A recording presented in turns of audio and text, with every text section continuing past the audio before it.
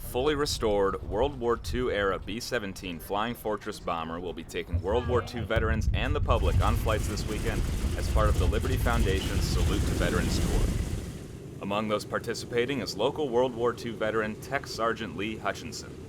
Hutchinson, now 92, was a radio operator and gunner on a B-17 during the war. The radio operator room is right behind the bomb bay. And of course I was trained, I had a desk, a swivel chair, I had a receiver in front of me, the transmitter behind me. Morse code was the only way to communicate in those days. There were no cell phones, etc. And so you had to be able to send 20 words a minute and receive 20 words a minute in Morse code. So it did all it. And when we made lead crew, I could not leave the desk. I had to stay on there, and I had to send position reports as we went in. And if we saw a flak, he'd say, tell them where that is. Drafted out of high school into the 8th Army Air Corps and based in England, Hutchinson flew 20 missions over Europe before he was 20 years old.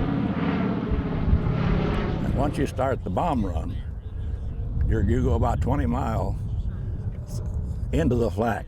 The target's there, the sky is full of exploding shells, and you have to fly into it. So that's when you learn how to pray. Hutchinson would have sat right here in the radio operator's seat, and during his missions, his view would have looked something like this. This is the view the bombardier would have had from his post in front of the cockpit. Imagine, if you will, flying into heavy flak over enemy territory and looking out this window to see enemy fighters coming straight at you. This was the life of a B-17 crewman during World War II.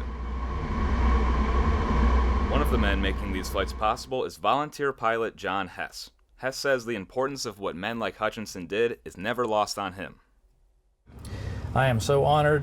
Literally, we are pinching ourselves when we're flying this thing, saying this is so neat that we're able to do this now, because here we are 75 years later, and we're able to still fly the airplanes and kind of demonstrate them to the public, give them the experience like this. But when we have, like we did today, where we have an actual veteran be able to go up on a ride, that is just phenomenal. That is so great to be able to let him relive that again. But we're hoping to have some veterans come out and share their stories about B-17s and World War II and help pass this on to the next generations and help educate us all about what they endured to help win World War II. 73 years after the end of World War II, and no longer under orders to fly into harm's way, Hutchinson can now enjoy flying in the plane he once flew on missions behind enemy lines. Well, I just do it. I like to do it. I try to grab the radio operator's seat, sit and look out my little window, and go do it that way, you know. Today will be a walk in the park for you. Yeah, oh yeah, this is a walk in the park. At the Clark County Airport, Will Weible, WHAS 11 News.